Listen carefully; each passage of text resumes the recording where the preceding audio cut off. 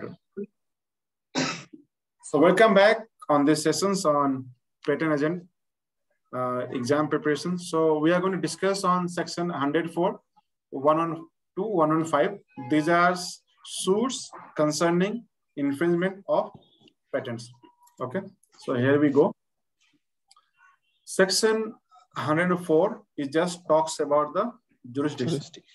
Okay, district court or high court has the power to make declaration for non-infringement under section 105. Please be more attentive in this session because more things we are going to discuss.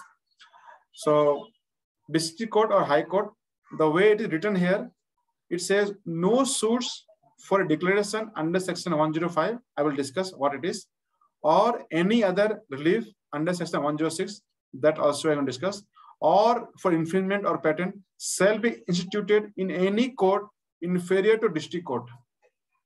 Okay, it says below district court it cannot go. So those who are doing law degree, can you quickly make some comments on what are the courts below district court or inferior to district court? Any lawyers here? They are basically municipal courts, but they are not referred here or can do anything in Patents Act or anything. So basically district court is the court from where the case begins. Correct. Okay. So it's just the section just reads that court inferior to district court. So this is how it reads. So for new people, it becomes confusing. So I wrote it very straightforward. So therefore, I would suggest that please make a habit of reading the sections here so that you can understand what I wrote. So district court or higher courts has the power to make declaration for infringement. I will discuss what are these. And section 105, 106 or other thing. If contract claim for revocation is made, the suit and counter claim is transferred to high court. If it is made for the district court, then that can be referred to high court. Okay. Now, section 104A. Okay. Burden of proof in case of suits concerning the infringement for a process patent. Now, process patents are, I would say, very tricky one. Why it is tricky one? Say, for example, if I have patent on a process patent, process of mixing milk and sugar, for example, very simple one. So mixing milk and sugar. So I say that I am mixing milk and sugar with my hand. Okay. Other says I mix milk and sugar with a blender. Someone say that I mix milk and sugar using a mixer grinder, those kind of instrument, very high speed mixer grinder. Okay. Now there's a patent on this process patent, process of mixing milk and sugar. Now, when a person is drinking the milk, mixed with hand, mixed with a spoon, or mixed with a mixer grinder, whatever the case, maybe or mixing with a big machine, whatever the case. So, can that person identify that this mixing was done with hand or a spoon or this and that? So this is the problem. So if I see in many inventions, especially in the case where the technology is well established, everyone knows that this exists. For example, toothpaste exists. You know, toothpaste exists. But if I want to lower the cost, maybe I eliminate some steps. I don't need to perform those steps. So one invention was being done constituting of 5 steps. Now I made around, and now I can do, instead of 5 steps, I complete in 3 steps. Okay. So there are some changes, but if there is no any physical significance or attributes to the product prepared by 5 steps are similar to product prepared by 3 steps. Only benefit is because I am doing in 3 steps, I am saving a lot of money. Therefore, although the product in the market is being sold for 100 rupees, prepared by 5 steps, for 100 rupees, prepared by 3 steps, but actual cost of making by using 5 steps is 50 rupees, and by using 3 steps is only 30 rupees, for example. So I get more profit after selling those products. Now, if I come to know that I can also make in using 3 steps, so I start making the 3 steps. Now the challenge starts here. So if I go to court and say that this is it, they are infringing us, then where the burden of proof? Who needs to prove that infringement is there and they are making my own process? Okay. So if I am making by 3-step process and you are going in the court and say that he's infringing my patent because you have the patent on 3 steps, okay, then do I need to prove that I am not working with 3 steps, or do you need to prove that I am working with 3 steps? So this is the dilemma. Okay. So what is it?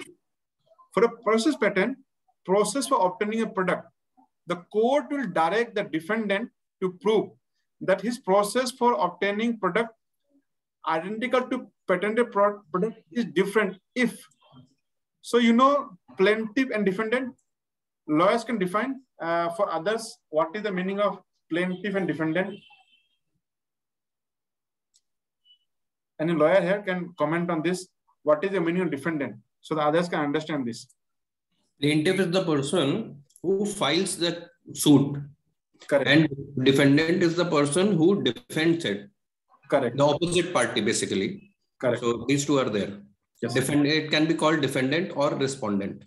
Okay. So here, the defendant means defendant is the person who is infringing. Defend the person who is infringing. Okay. He's infringing he's infringing it, and plaintiff is the person who is having the patent. Now he goes to court and files that this person, defendant person, they are infringing on. So court will direct the defendant to prove, could ask the defendant to prove the process of obtaining the patent of product is different. Okay, he will ask the defendant to prove that his process is different only under these conditions. The subject matter of patent is process for obtaining a new product. If the process is same, but the product obtained is new. If that is the case, then they will ask. The patentee proves that the infringing product is identical. So patentee proves he takes the 2 milk, 1 milk mixed with a spoon and 1 milk mixed with hand, and he says, yes, I can identify this mixing process is identical to the product obtained from the patented process, and the patentee could not determine the process after reasonable effort. And he also tells that I also tried by several means, but I could not get that what process they're using it. But product from his factory is similar to product from our factory. Okay. But then if that is the case, then court will ask them to prove it. If the court asks the defendant to prove that his process is different, court will not ask him to disclose any manufacturing or commercial secrets.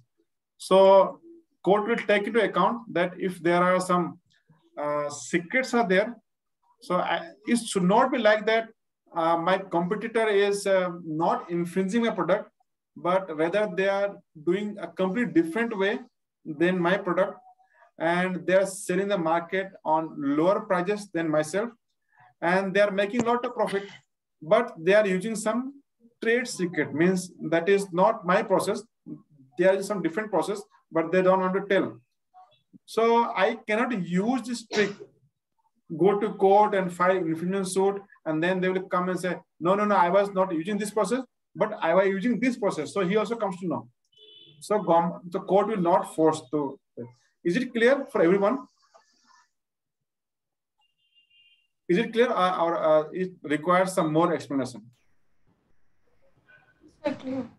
Clear, no? Yes, sir. Clear. Yeah. So very simple.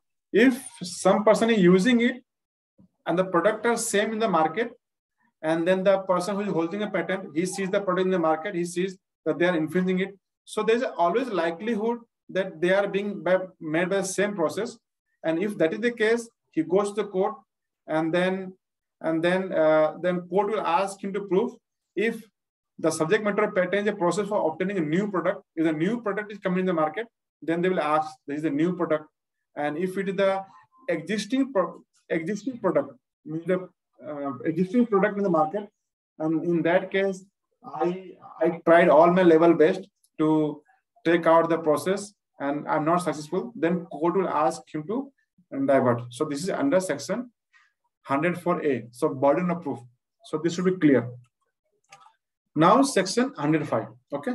So reference section 105 and 106 was made in section 104. That means if it is a case of 105, 104, then you go to district court or high court, as the case may be. So what is section 105? Power of court to make declaration as to non-infringement. Okay. So what it means? If plaintiff asks for declaration for non-infringement in writing to patentee, okay. So for example, there is a patent in the market and I come to know there is a patent.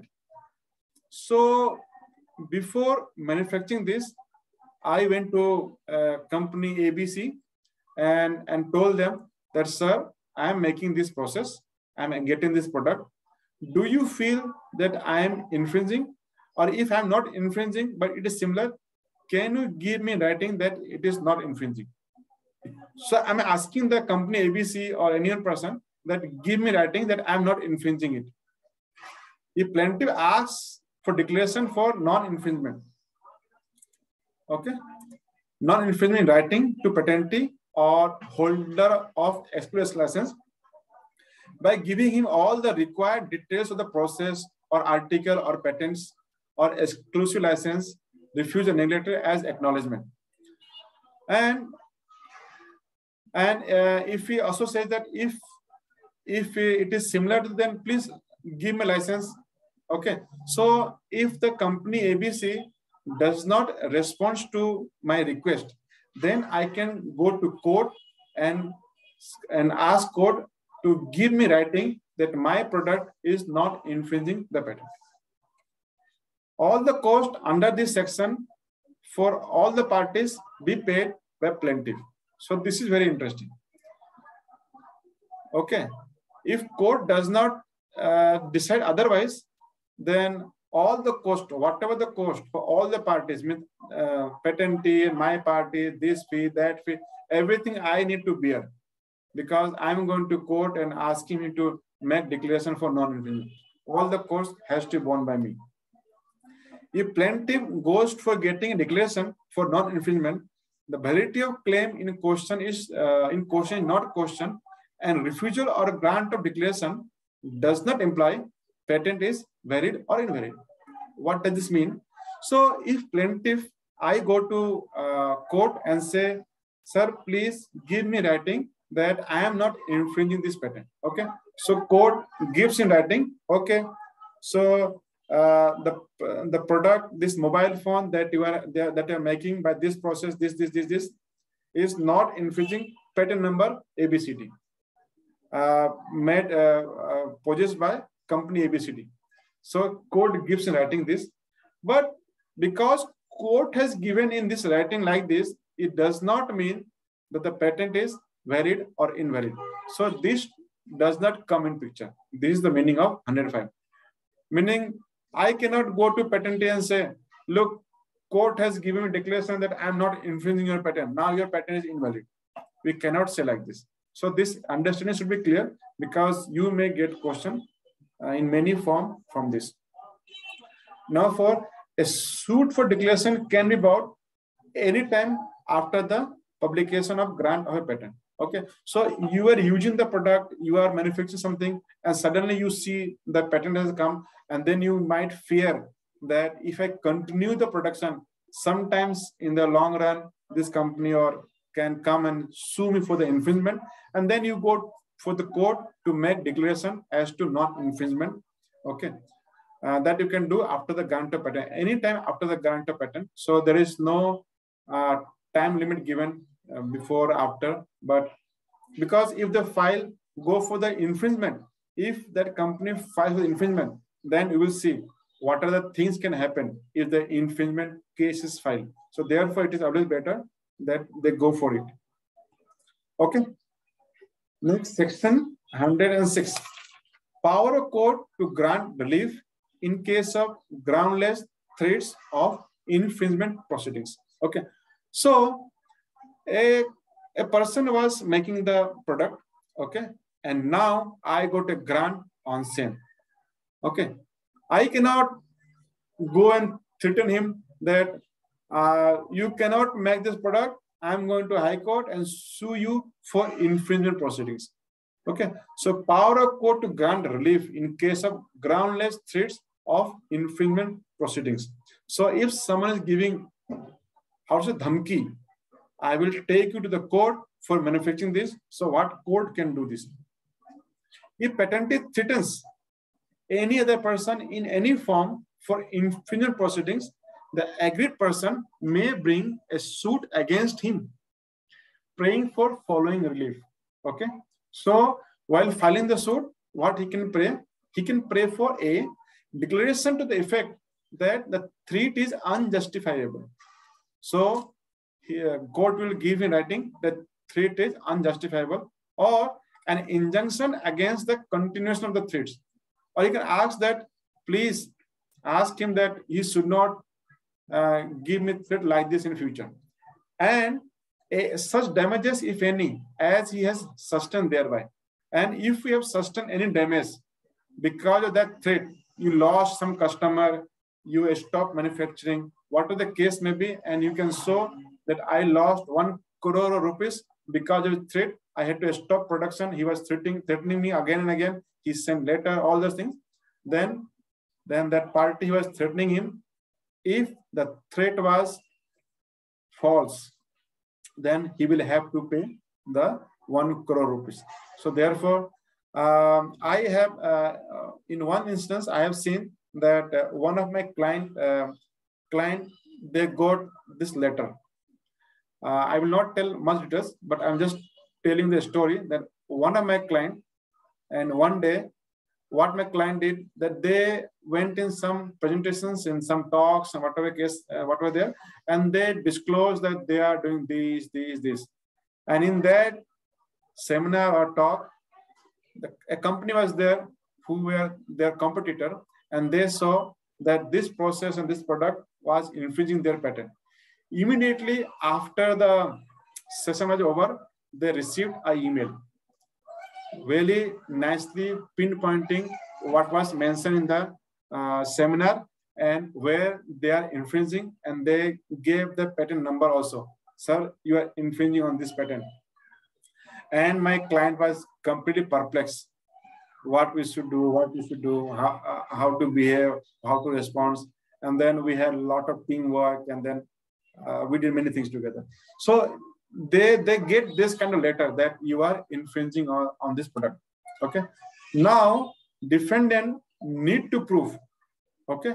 So if I go to court and say that this person is without any ground, he is giving me dhamki, he is threatening me for the infringement proceedings. Okay. Now, what that person can do? That person can do was actually infringing the patent. He need to prove that this process or product was infringing the patent. Plaintiff, what plaintiff can do? Plaintiff can also attempt to prove that the claims are invalid. Then patentee can say how they can do this. The claims that they mentioned is not novel. They do not have administrative step. So all those cases that we have with our safeguard is available to the plaintiff. If these two cases are not there, court may grant to the plaintiff all or any other relief prayed. Note, a mere notification of existence of patent does not constitute a threat within this section. Suppose I just sent a letter. Okay, I just sent a letter that, sir, you are working on this product and I have a patent on this product. Very simple letter. I just let him know that I have a patent. Okay. This is not threat kind of things. This is not a threat. I just let you know that I have a patent. So one has to let the other party know that you have the patent. The benefit is there. with regard to the infringement cases. Okay, that we will read in the next other sections. So just letting them know that you have the patent, just like the case I told that my client received email saying that we have the patent, and he also added that you are infringing on the patent.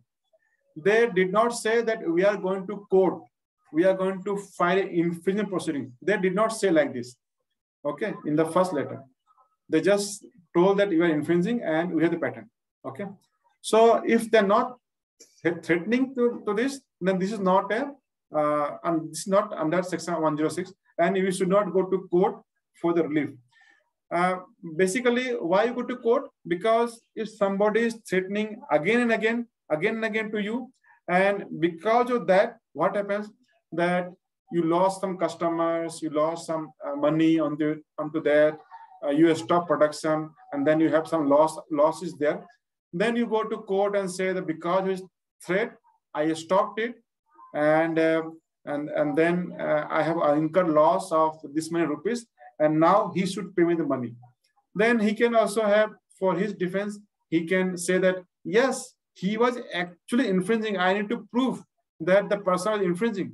And if it is proved that he was infringing, then infringing proceeding starts. We will read what are the infringing proceedings. We are going to read this. Plaintiff has also has the chance to say, no, his claims are invalid. He does not have any ground for filing any infringement proceedings. So everything can happen under section 106. So 106 in plain language says that if someone is threatening you for infringement proceedings, you have all the rights to go to court and ask for relief. Ask for relief. Relief means these are three reliefs. A, B, C. Declaration that the threat is unjustifiable. And B and C are together, means you can ask that he should not again send me any notification or threaten me, and he should also pay if there is any loss. Any question on this? 106? Okay. 107, defense, etc. in the suit of infringement. Okay. So if infringement suit is filed, what I can do? So in any suit infringement of a patent, all grounds of revocation under section 64 can be used. So you read section 64, we have discussed already in our previous sessions, what are the grounds under which this patent can be revoked. So if a company ABC sues company XYZ for infringement, company XYZ has all the grounds section 64 to revoke the patent. So they will revoke the patent. Okay, they can go to court and revoke the patent based on those grounds. And I just listed on those grounds here for simplifications. So grounds of revocations: existence of prior arts from India, A.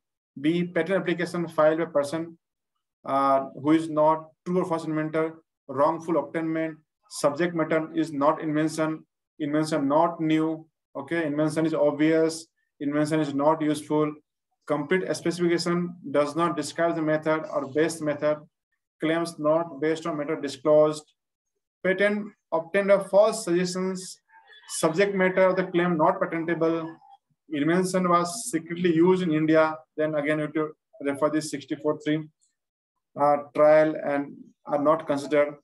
Section 8, information undertaking regarding foreign applications was not filed. Contravention of section 35. So how we will come to know about this section 8 and section 35?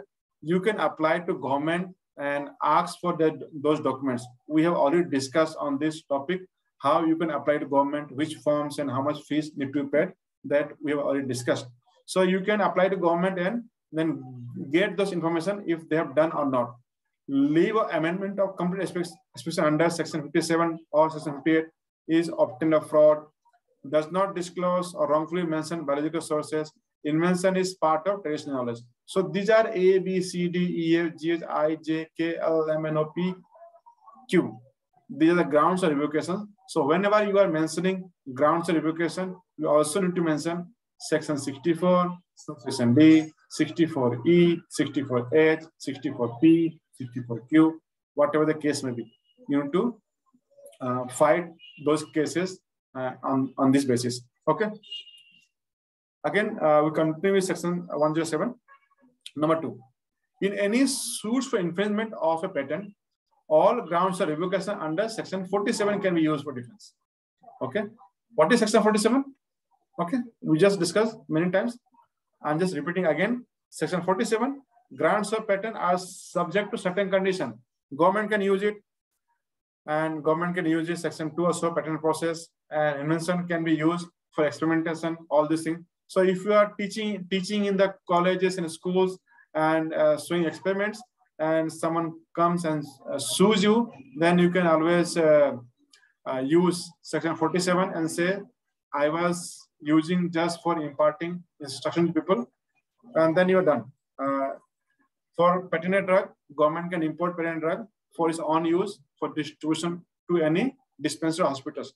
So these are the sections under 47 that comes.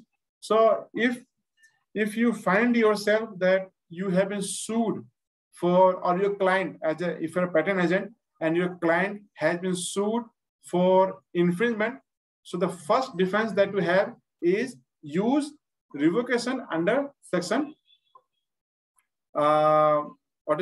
section 64.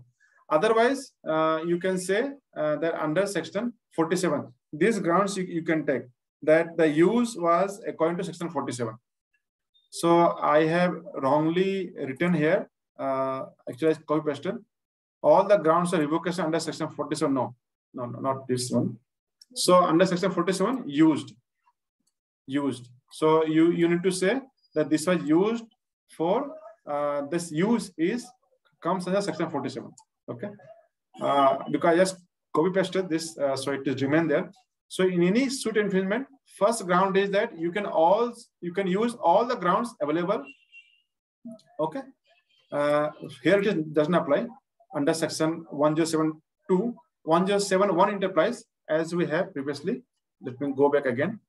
Yeah, section 107(1). So in any suit of infringement, all grounds of revocation under 64 can be used. Okay, but if it is the case with 107(2), that means if you can prove that the use was as per section 47, that means it was used by the government and the drug is imported by the government. So then you can go away with the infringement. Okay, so is it clear on section 107? Okay, if there's no question, I will move ahead. So there is another section, section 107A now. 7 defense 7A. Certain acts not to be considered as infringement. So there are certain things which are not considered as infringement. What are the things?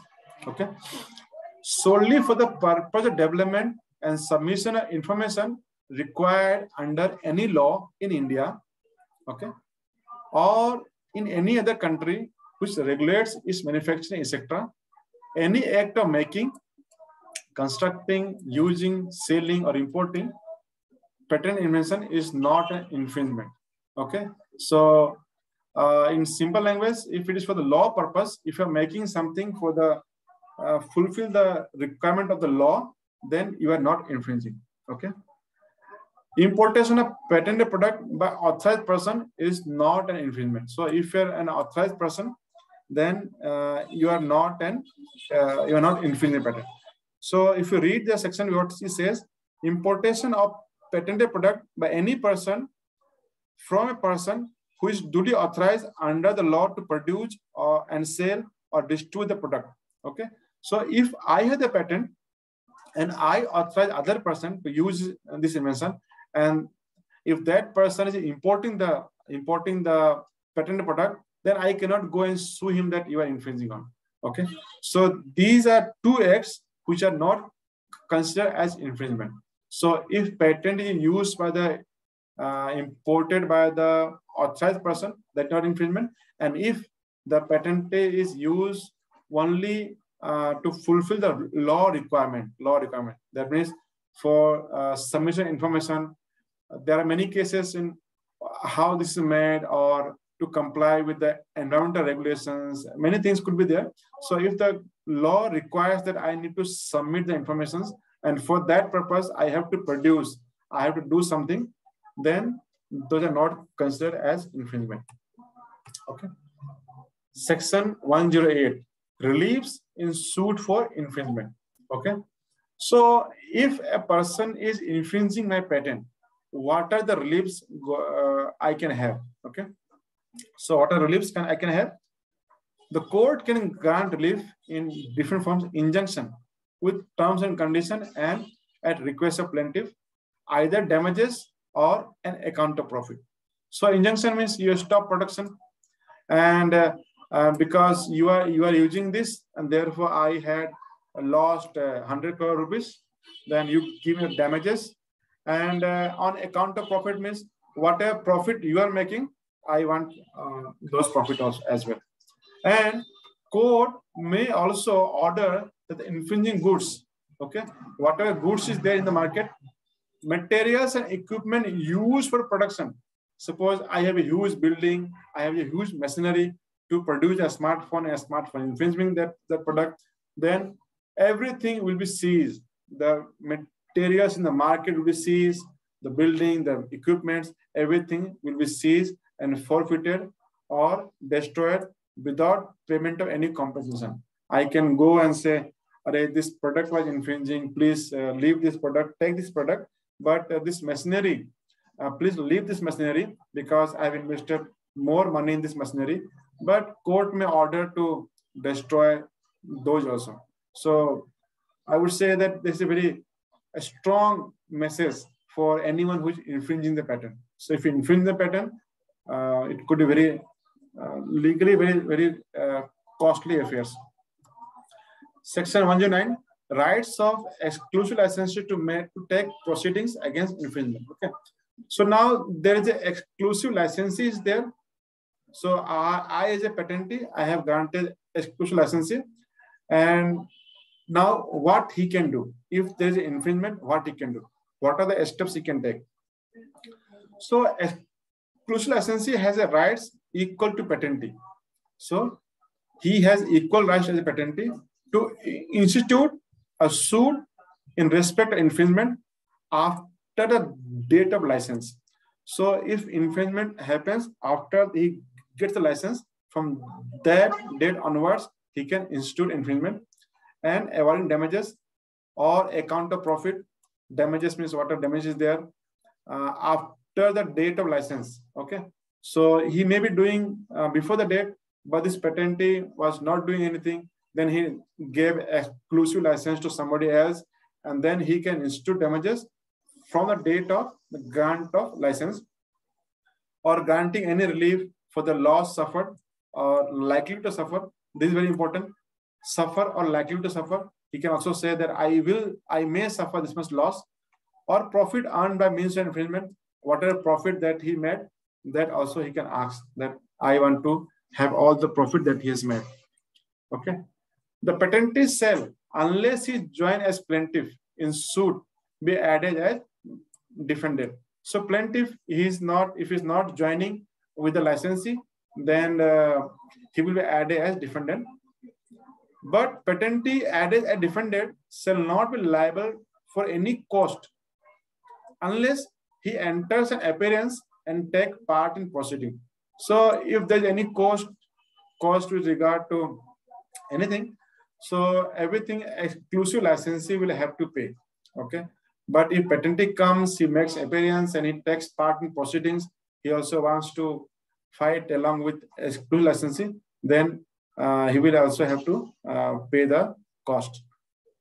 Okay. 110, right of licensee under section 84 to take proceedings against infringement. Okay. So section 84 is a separate one. Section 84 is for compulsory licensing. So I have taken compulsory licenses from the patentee. Then what rights do I have? So one was exclusive licensee, one is compulsory licensee. Okay.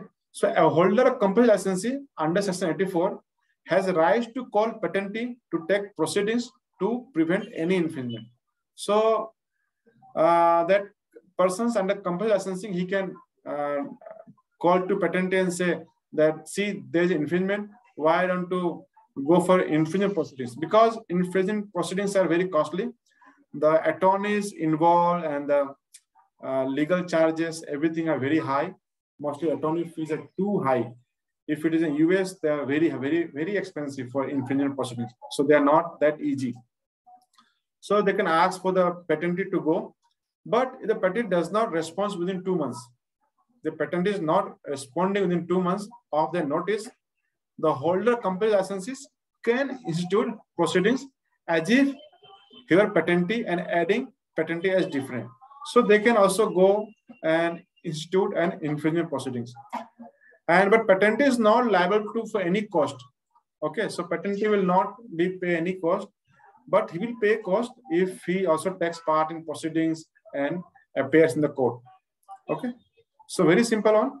So 111. So 109 and 10. 109 is like exclusive licensee. What power he has? Very simple. He can also go for infringement proceedings. 110 is extra because 110 talks about the compulsory licensee. So compulsory licensee, he can ask to the patentee that why don't you start infringement proceedings? But if patentee is not starting the infringement proceedings, then person of having compulsory licensee, he can start proceedings. Okay, and time period is 2 months.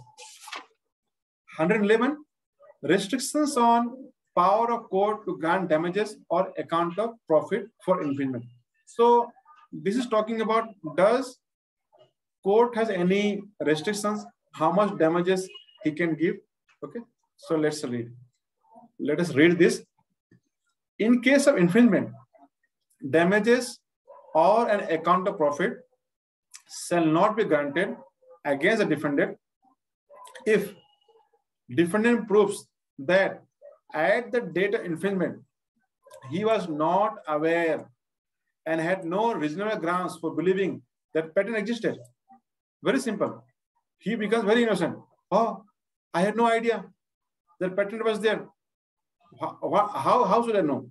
There are millions of patents in the US patent, and thousands of patents are published in India. So do I need to always go and make aware?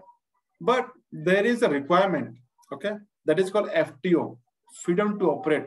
Okay, so whenever there is a product launch, okay, whenever there is a product launch, so therefore at that time, before launching the product, they ask the attorney to give FTO recommendation. That means attorney will say that based on the information and circumstances, it appears that we are not infringing on any patents. Okay. Before giving this FTO opinion, what they would do, that they will approach a patent analyst who will do the searching and try to identify if any patent existed which could infringe. And he has done all the things. So no reasonable grounds for believing. That means he did everything that was needed to understand if he was infringing or not.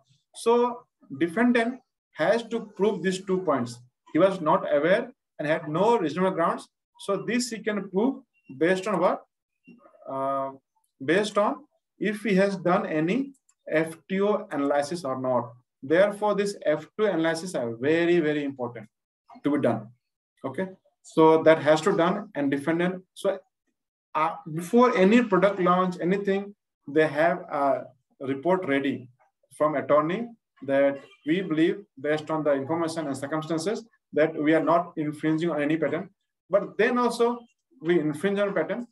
So then we have some ground to prove that at the date of infringement, we was not aware and had no reasonable grounds for believing that patent existed. But case may be like the person who has the patent, he sends a letter that, see, you are infringing, I have a patent.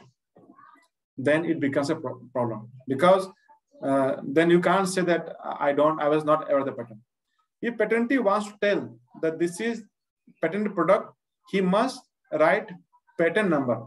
So you might see sometimes that there are products in the market which says patented. So just writing patented does not mean that I come to know that this is patented, okay? Because there are hundreds of patents, okay? Therefore, for these sections, if I want to tell the world that, see, I have a patent on this product, then he must write. Okay, so spelling has wrong. What it says, he must write. He must write, okay? Not this one. He must write patent number along with words such as patent or patented, okay?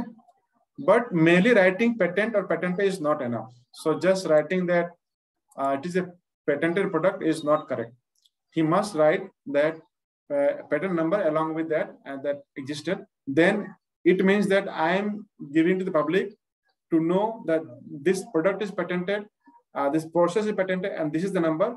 And then after is somebody infringing, then I cannot say, whoa, I have never seen this product in the market. This I cannot say like this. Okay. And 2 says, if the renewal fee is not paid, court will not award any damage or the account of profit.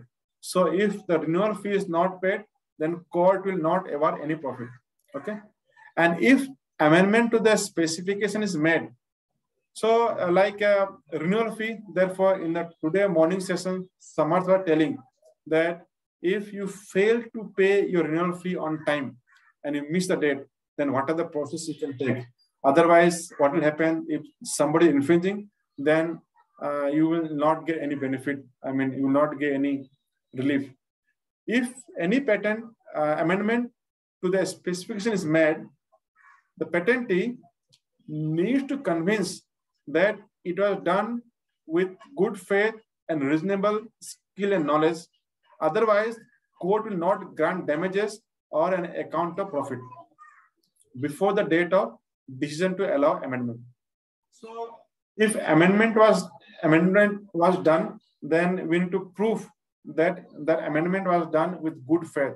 Meaning you have the patent and you feel by just changing 1 or 2 words in your patent, you can bring your competitor under the radar of infringement proceedings, then that will become questionable. Okay. So, and if it was by mistake, means you didn't hire a proper person. So reasonable skills and knowledge, these are subject of discussion in high courts and need to discuss. But for our case, we just need to understand that if there is any amendment, then that has to be good faith that we need to be there. Otherwise, court will not grant any damages or account of profit. And if there is anything before the amendment, then they will not consider, because infringement is happening after the amendment, so that date will be considered. Nothing in this section affects the power of court to grant an injunction in any suit infringement. So they can always grant injunction and on sale of those products. So they can always say you can stop production, and this section will not stop them. Okay, section 113. Certificate of validity of specification and cost of subsequent suits for infringement thereof. Okay, so what it says, consider the scenario in which court says that my patent is valid. Okay, my patent is valid, and then you come and say that your patent is not valid. In one of the court cases, court has already said that my patent is valid. I have a certificate. The court has said. Meaning, say for example, in 2010, I had a proceedings and I won the case, and court said that my patent is valid. Okay, I have the certificate. In 2015, again someone comes and says that your patent is not valid, and he goes to court. What happens then? If appellate board or high court, so here as we know that this appellate board no longer exists. Okay. If High Court finds that the patent is valid in case of revocation proceeding under Section 64 or Section 104, the certificate or validity is issued. If a certificate of validity has been issued, okay, then in any subsequent proceedings on validity, if the judgment is in the favor of patentee, if judgment says, if I file a suit that your patent is not valid and court gives judgment that my patent is valid, then what happens? Patentee shall be entitled to get an order for getting full cost. Whatever cost patentee has incurred, charges, expenses, anything or incidental charges, anything is there, that person will have to pay. But such order will not be given with the party proofs that he was not aware of such validity of certificate and withdraws the case when he came to know about it. Okay. So what does this mean? That if there was a proceedings of revocation in 2010 and court issued me a certificate of validity, and again in 2015 somebody comes and says that, hey, I'm going to in court and say that your patent is not valid, I just need to send him a copy of certificate of validity. See, my certificate of validity, court has found that my patent was it was valid.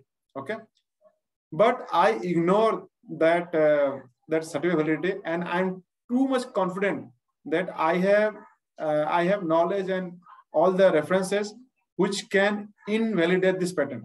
Then you should proceed ahead. Otherwise, if you proceed for infringement suits, it may go up to 1 crore or 5 crore, 10 crore, million and billion of dollars gets into these cases, and all the charges I have to pay my attorney fees for these cases, and other party has to pay their attorney fees for all the cases. So I spent 1 crore rupees and other party spent 1 crore rupees.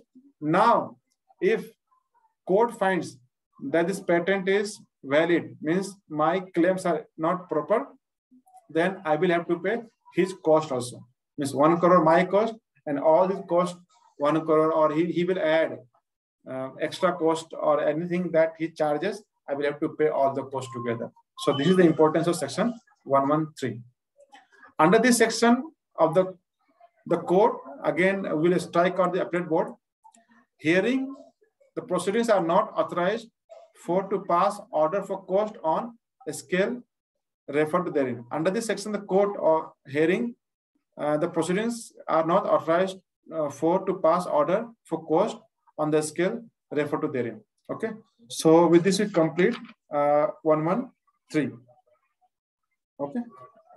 So what it reads in actual, nothing contained in the section shall constitute as authorizing the court hearing the appeal for degree or order in suit for infringement or petition for revocation, as the case may be, to pass order for cost on the scale referred to therein. Okay. Okay. So we move to section 114 now. Relief for infringement of partially valid specification. Okay.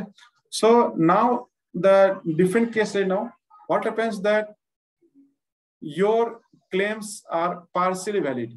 Okay. Then what happens? So for example, you said that claim 1, 2, 3, you are infringing, but in court, what is found? Only claim 1 and 2 are valid, 3 and 4 are not valid. Then what happens? If only a part of the claim is infringed, court will grant relief only for the valid claim and only by way of injunction, save circumstances mentioned in subsection 2. Okay.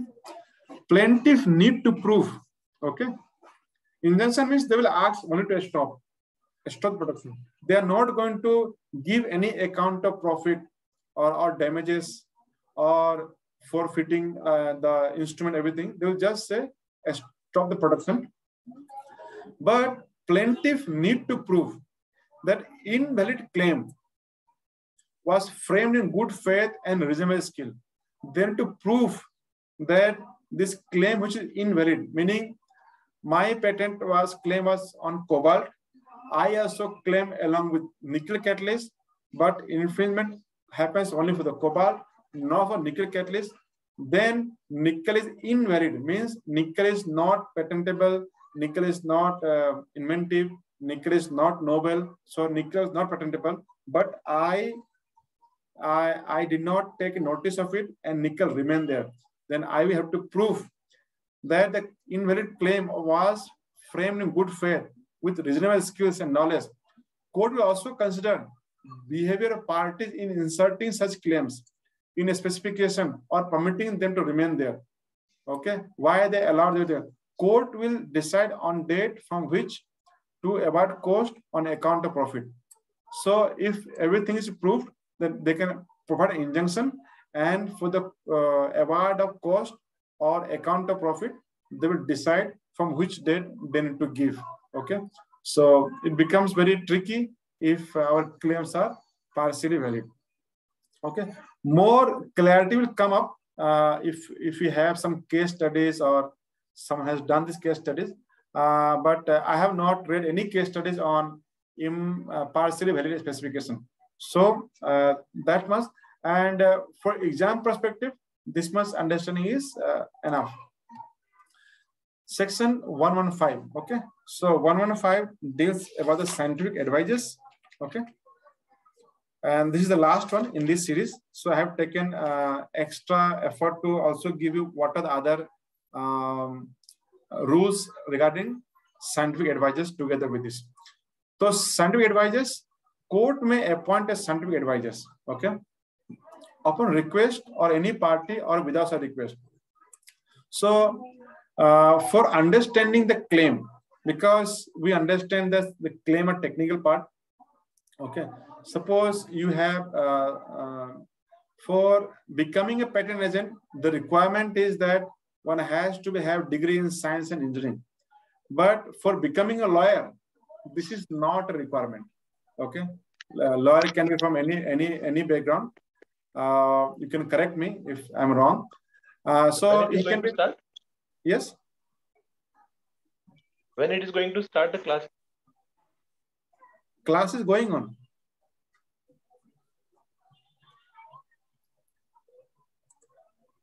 Mm-hmm.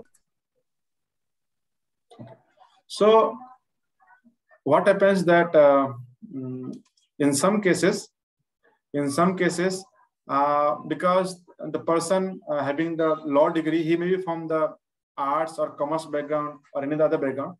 And if there is a chance that the claims are not being interpreted properly, then they may ask some scientific advisors for interpretation of the technical part of it, okay, upon request, to assist the court or to inquire, report upon such question or the fact or opinion, but not involving interpretation of law. So the scientific advisors, they are not going to interpret law, but they'll just give their understanding on the technical part of it, okay. So they may appoint some scientific advisor, and then these scientific advisors are also given some remuneration, cost of making the report. Then they also get some fee for attending the court. And where from they get this money? The parliament has allocated some money for these purposes, and from there they get this money. Okay. Okay, so I will quickly cover rule 103 to 107 under scientific advisors. Okay. So rule 103 says, role of scientific advisors: controller maintains a scientific advisor list with names and addresses. And what are the qualifications? They must have degree in science, engineering or technology, and 15 years of experience, and hold some specific post, scientific or technical post in center or state or any organization. 103A says disqualification for inclusion in role of scientific advisors. So they maintain a list, okay, but there are some disqualification. What are disqualification? Declaration to be unsound mind, okay. If you are declared as unsound mind or in undischarged insolvent, means there are some money pending, some loans are there, and then you are not paid, and then you have some charges against those. if this undischarged installment needs to prove that this was due to misfortune, not his misconduct. Means if you are announced as bankrupt and you could not pay your loan, then it should be as a misfortune and not a misconduct. Convicted by court, India or outside, or guilty of professional misconduct. If these things are there, then you can become disqualified as scientific advisors. 104, Rule 104 says, manner of application for inclusion in the role of scientific advisor. So anyone having those qualifications as we discussed now can write to controller that his name can be there in the scientific advisors. So he can give all details, name, places, and everything, and he can be enrolled. Rule 105, inclusion of names of any other person in the role of scientific advisors. So controller may include name any other person in role of scientific advisors. Meaning controller from his side also he can maintain role, or other person can also ask for becoming a scientific advisor in patent office role book. Power to relax. Controller may relax the qualification if required to expect and removal of names of scientific advisors. So if such person makes request for removal, then they will remove. So I am their advisors. Now I make a request that I don't want to be advisors, then it can be removed. If controller is satisfied that name was entered by error, if such person is convicted in the court, sentenced to infringement, then he will be removed. And if such person is dead, okay, if he is dead, there is no way out. So his name is removed. Okay. So in this regard, we completed all this required for the infringement proceedings. There are some case studies regarding infringement proceedings. We will discuss those in later part of our discussions when we discuss about some case studies. At that time we'll discuss. Most famous was Netco and Bayer. Okay, that was comes under section 107A. Okay, solely for the use of reasonably related to development and submission information under this law. So we'll discuss Netco and Bayer in detail, how the infringement cases were there, and we'll discuss other case studies also. There are some famous case studies. So that's all regarding this infringement proceedings. So do you have any question on this? We discussed from 104 to 115. So just let me recap this again. 104 just talks about the jurisdiction. It is always district or higher. 104 talks about the burden of proof. So burden of proof means if it's a process patent, who needs to prove that it is infringing? The person who has a patent or person who is infringing. So we discuss on those.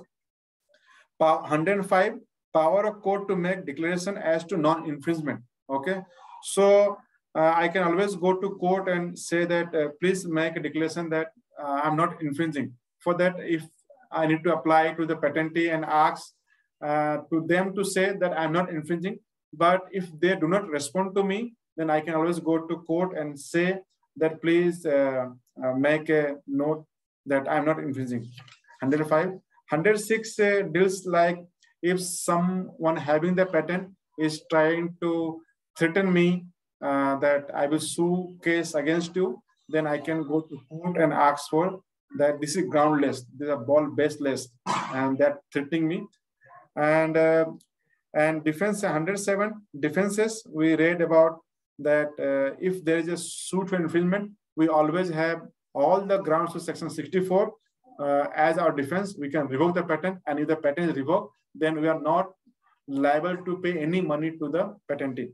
And also we can prove that the use was as per section 47. 47 again, section 107A says that certain acts are not regarded as infringement. So if the act is for the purpose of law, then it is not infringement. Then section A, relief in suit infringement. What they can do, they can pass injunction, they can avoid damages, they can provide account of profit. All this they can do. Then you talk about the rights of exclusive licensee under section 9, and rights of licensee, compulsory licensee under section 110.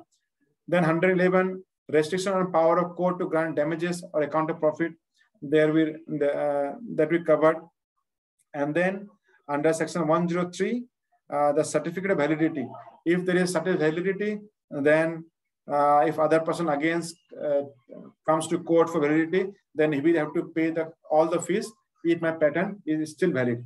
Then 114, relief for infringement of partially valid specification. So if the case is like some part is valid, some part is not valid, then what is the relief? And 115, scientific advisors. And then in that rule 103 to 107, this covers regarding what is said, what are the conditions for scientific advisors, who can be there. So he has to have science and technical knowledge, then 15 years of experience in some similar post, and then he's included in the register, and he can be removed also if he's not disqualified, or if he's write his name that I don't want to be there if he's dead. So that's all. We finished up. Any question, you can take it up.